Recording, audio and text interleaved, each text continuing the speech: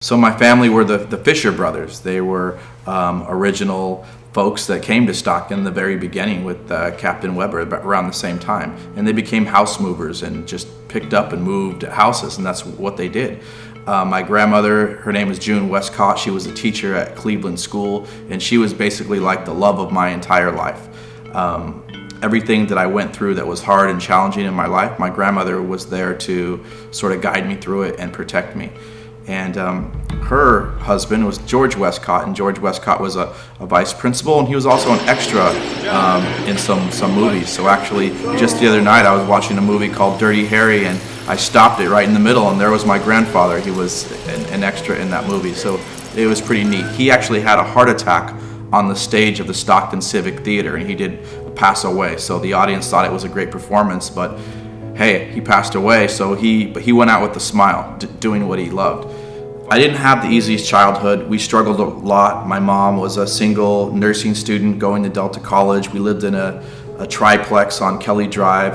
I have some very small recollections of my biological father, but he was out of the picture by the time I was 4 years old, and so really didn't have a father figure. And actually, my mother was attacked at Delta College when she was going to school, and as a result, she joined a support network for battered women and ended up finding my stepfather. And as a result, I have a brother, Jonathan, and a sister, Rebecca, and they've been very supportive. But we didn't have the easiest childhood. For myself, I ran away from home about 4 times.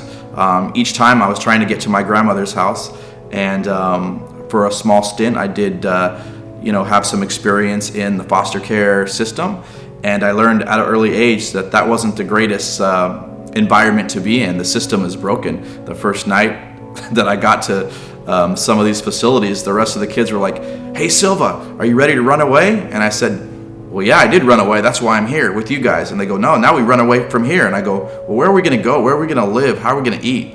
And they said, "Hey, let's go to Victory Park. Maybe we can live in the slide or something." So I learned at an early age that the system is broken and too many youth fall through the cracks. So the hardest thing I've ever had to experience in my entire life was the death of my mother. And so I very seldom tell the story, but basically I was a senior at Lincoln High School, and this was in 1993. And I remember my mom, in January of that year, she came out of the bathroom and she just had this horrified look on her face, and she says, "Anthony, your mommy's sick." And I remember she kept trying to flush the toilet, and it was just full of blood. And shortly after, she had a number of tests done, and they had some different diagnosis over the next couple months. But basically, she was diagnosed with terminal bone cancer and had already metastasized beyond the point of no return. So, as a high school senior, you've watched these movies and you've watched all these shows where people are cured and something miraculous happens and someone's saved. So I really did think in my head that was going to happen in my mom's case. And she was in and out of the hospital, which was ironic because she went to St. Joseph's Hospital and she was being taken care of her own friends in intensive care, the very floor that she worked on. My mom did a little bit of a meta-flight nurse. She worked in the cardiac cath lab, and she also worked in intensive care. So they were taking care of her a little bit. And then I remember my day of graduation in June of '93 that one of my mom's bosses called me, and he was a doctor. And he says, "Is this Anthony Silva?" And I said, "Yes, sir." And he told me who he was. And he says, "Son, do you know what it is to be a man, to have to grow up and be a man?" And I said, "Well, I think so, doctor. What are you trying to tell me?" And he says, "Well, I'm trying to tell you, I know that tonight's your graduation night, and you're supposed to, go to your graduation ceremony, and afterwards you're probably going on a grad night."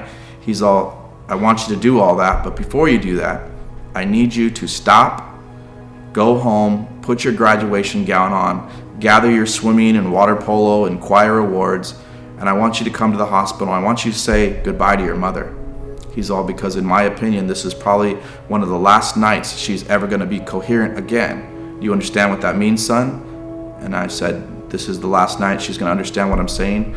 He says, exactly. It's very important that you take this time to go say goodbye to your mother. So my grandmother took me to St. Joseph's Hospital, and we went up the elevator, and I remember this as if it was yesterday. The elevator opened up, it went ting, and for the first time in my life, I could not step out of the elevator. I couldn't get out. And my grandmother says, honey, life is short. I don't have any words for you, but we have to do this. You have to do it. You have to push forward in life. There's going to be times that's going to seem as hard or more difficult than this. And so she gave me a little nudge, and I stepped out of the elevator. And as soon as I turned my head, I saw the nurses that used to work with her. They started crying. A few doctors were there. They started crying. Then I started crying. And my grandmother helped me to find my mom's room. I opened the door, and my mom was brushing her hair, and she had a little mirror in her hand, and then she saw me and she started crying. She was trying to freshen up and get ready for my visit. And we had just a great conversation for about 2 hours. Just a one-on-one conversation by herself about the future, what she wanted for me, what she wanted from my brothers and sisters, and telling me that she was always going to be there for me. People always wonder, why is Anthony this advocate for youth? Why is he always, leading these recreational and youth activities? And let me tell you, at an early age, I couldn't wait till I turned 15 years old so I could start working. And guess what I did? I started working in the area I was good at. But I had a good work ethic at an early age. I was a swim coach.